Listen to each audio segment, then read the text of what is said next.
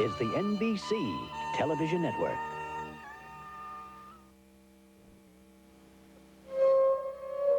Understand this about the millionaire gladiators of professional golf. Big money is second nature. There is little pressure in the single stroke difference between $60,000 and $100,000. But honor, pride, and country are bigger forces. Forces which, in the unique golfing arena of the Ryder Cup, search the souls of these refined technicians for more primal proof of their greatness. It is Ryder Cup pressure, and Ryder Cup pressure alone, which reduces done-all, seen-all Lanny Wadkins to public tears of relief in victory. It is Ryder Cup pressure, and Ryder Cup pressure alone, which cruelly decrees the magnificent career of Bernhard Langer be defined by a single missed putt. It is Ryder Cup pressure, and Ryder Cup pressure alone, which alternately ravages and then redeems the incomparably gifted Fred Couples. It is Ryder Cup pressure, and Ryder Cup pressure alone, which rescues from the scrap heap a fading Seve Ballesteros and places him back at the ultimate pinnacle of his sport. Today, 12 Americans again face 12 Europeans head-to-head in a final showdown for the modest trophy, which produces golf's deepest and most tormented passions. After 16 team matches, which saw the Europeans establish and then squander a working competitive lead, 1 point separates the two teams. Today, every stroke is potentially decisive. Every player walks the fine line between hero and GOAT.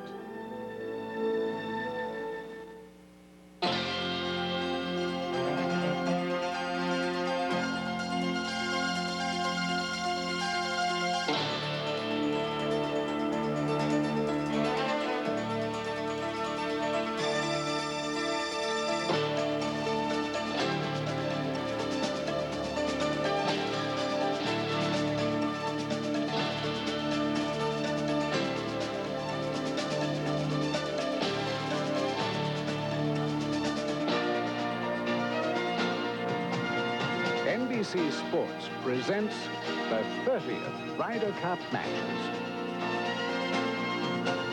The hour of decision arrives at the Belfry in Sutton Coldfield, England.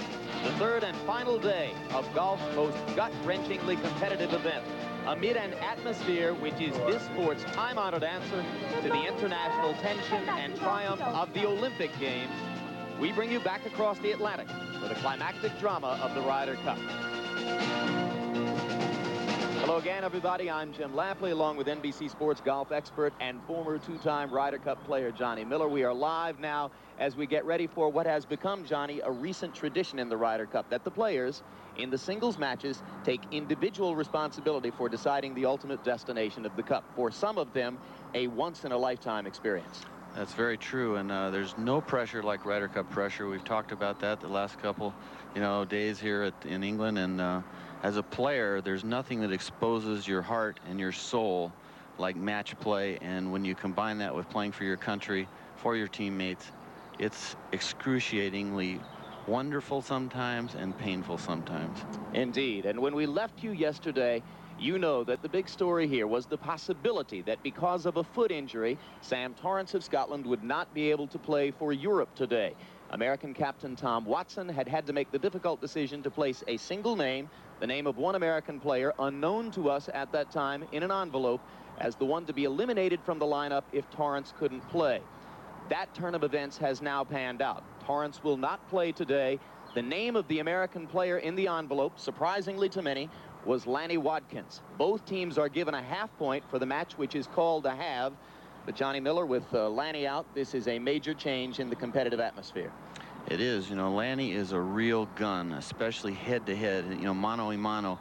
Lanny relishes that. The reasons for him pulling out, we'll find out. But the bottom line is Lanny Wadkins in Ryder Cup competition is 20 wins, 11 losses, 5 ties, a wonderful record. Sam Torrance, on the other hand, in modern-day Ryder Cup history, basically, has probably got one of the worst, if not the worst record. Only 4 wins, 13 losses, and 5 ties. So when you look at the two on paper, it was a heck of a situation, a good situation for Europe and not so good for the U.S. And to underline your point with recent history here, 4 years ago when the two teams played to a 14-14 draw, on this day at the Belfry, Lanny Wadkins beat Nick Faldo, the #1 player in the world, head-to-head. Right now, let's hear more about that. Our reporter Dan Hicks began by asking Sam Torrance this morning if he had given American captain Tom Watson a chance to examine his foot injury and confirm his inability to play. Yeah, absolutely. I showed him that this morning. I went out this morning for a fitness test with Bernard, and I couldn't have played without 2 injections, one before I started and one after 9. And we brought Tom in, showed him the toe, and he's brand new with it. Fine. I offered for him to put me in there because I'm a captain's pick. I've played 3 matches so far this week. A lot of the other guys that, you know, they spent 2 years earning their way on the team. I think they deserve the chance to play today. Did Raymond figure in this decision at all? Was he involved in the discussion when you were talking with Tom, or was he somewhere else at the time? No, if Raymond had been there, we'd have probably had a fight to see who got in the envelope. But Raymond, I mean, show the kind of competitor he is. He played 36 holes yesterday, and he was on the practice range at the time, you know, already hitting balls and trying to get ready for tomorrow.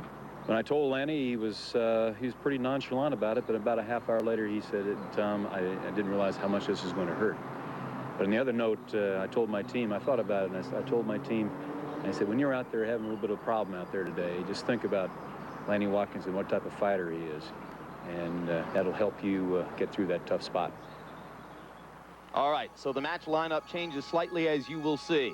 Lanny Wadkins and Sam Torrance given credit for a half point to each team. In the first match of the day, Fred Couples is on the course playing Ian Woosnam, unbeaten to this point in the competition. Those two are even through 8. In the next match, Barry Lane of England leads Chip Beck of the United States 1 up through 8 holes.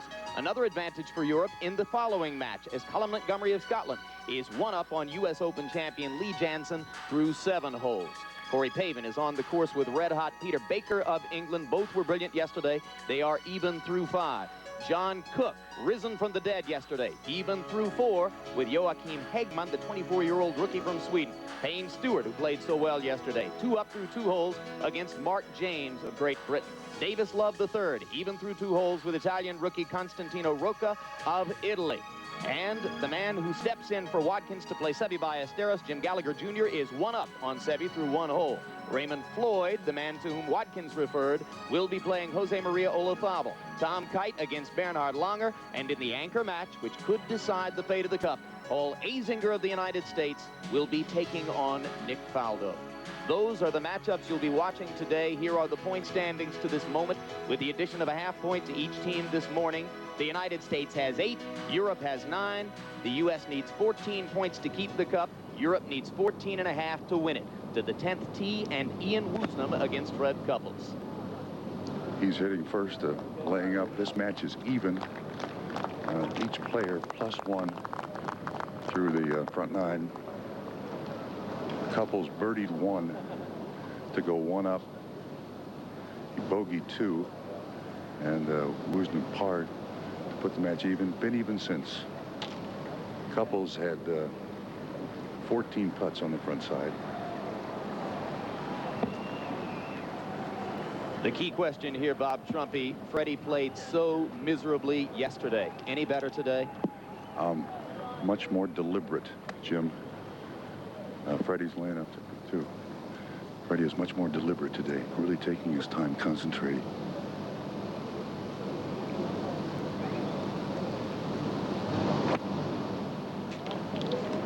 Go get him, Brad. And after having hit his tee shot into the water with the wood in the better ball match yesterday afternoon, Couples today chooses an iron and lays up. And there a look at the dramatic 10th hole.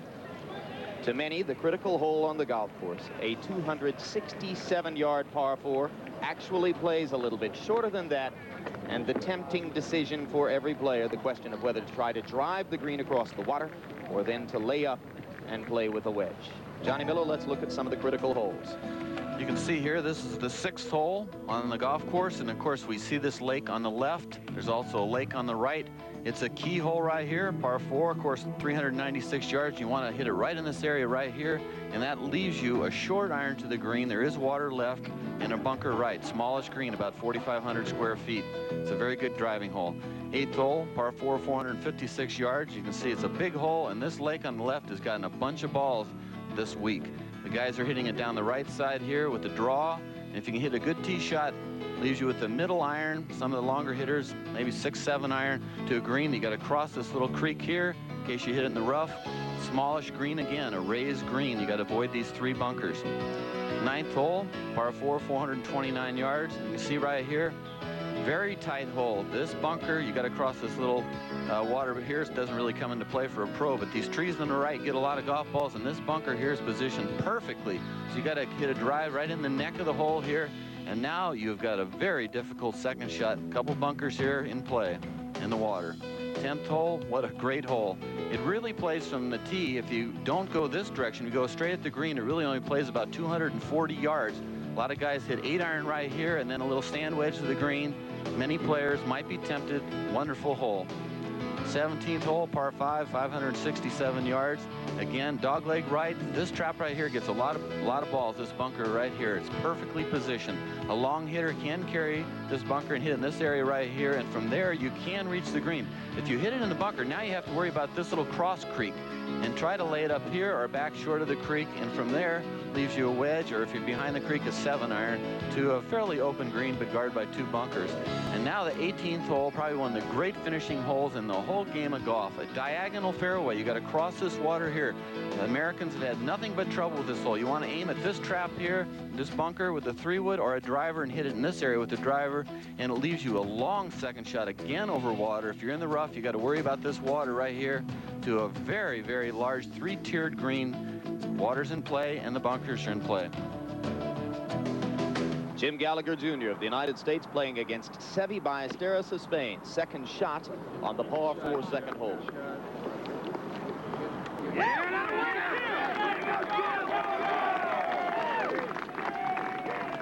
And now to the 9th green, where we pick up the match between Barry Lane of England and Chip Beck of the United States. This is a par 4, and Lane is putting for birdie to win the hole. And birdie on this hole is quite rare. Very difficult hole, but he's on the proper tier for about 14 feet. And with that, the English rookie Barry Lane is 2 up at the turn over Chip Beck of the United States, one of the big American heroes of yesterday's afternoon comeback, and a man who has never lost a Ryder Cup singles match. This is his 3rd time on the team. Now let's move ahead to the 10th hole and look at the second shot across the water for Ian Woosnam. Ian's got about 90 yards, little sand wedge to a fairly easy pin placement on the right center. And he's left himself right underneath the hole with very little break. Beautiful position. And putting the pressure on his opponent, American Fred Couples. It's an amazing that you can have a 4-par that is so interesting. These guys probably laid up with a 7 iron on a 4-par. Now you say, well, it can't be too good a hole, but the bottom line is they could have hit the green with a 3-wood. It's just that it's such a narrow target. In foursomes and alternate shot and better ball, you have a tendency to want to have one guy go for it, but in singles, I don't think the risk is too good unless you're way down. Again, about 85 to 90 yard sand wedge, just a finesse, smooth shot.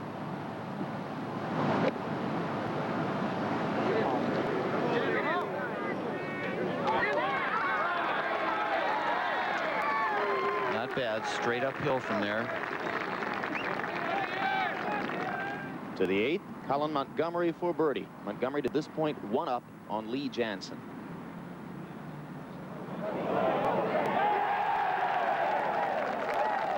For the moment, the putts are going down for the red-sweatered European players. Lee Janzen still to putt for birdie there, so he will have a chance to have the hole and remain only 1 down against Montgomery. But with Barry Lane 2 up over Beck, Montgomery potentially 2 up over Janzen, Woosnam inside of Couples at 10.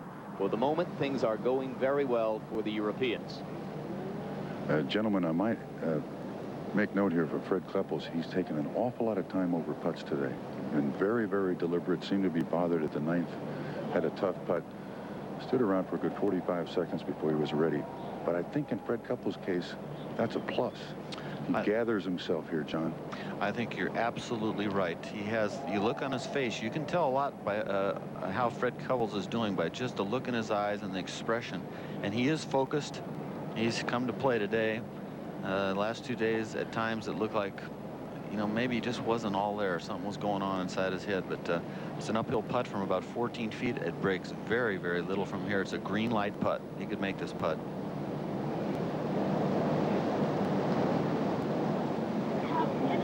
Stayed out. It was just a straight putt. It sort of looks like it would go towards the water, but I was out this morning, and it's a straight putt. Woosnam concedes the par to Couples. And now Ian will be trying for birdie. We go back to pick up Lee Janzen at 8 for birdie to try to have the hole. Clutch putt. Looked like that U.S. Open putting stroke, just as still and quiet and pretty as you can see. Only the second appearance in the Ryder Cup so far for Janzen. He was a non-factor in his team match playing with Jim Gallagher on Friday afternoon. Now back to 10 and Woosnam's birdie putt. And he has made nothing this morning.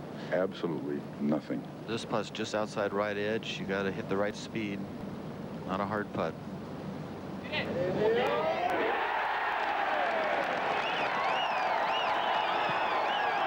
So the first dunk of the day for little Woozy, the Welsh star, and he takes a one-up lead on Couples with 8 holes to play.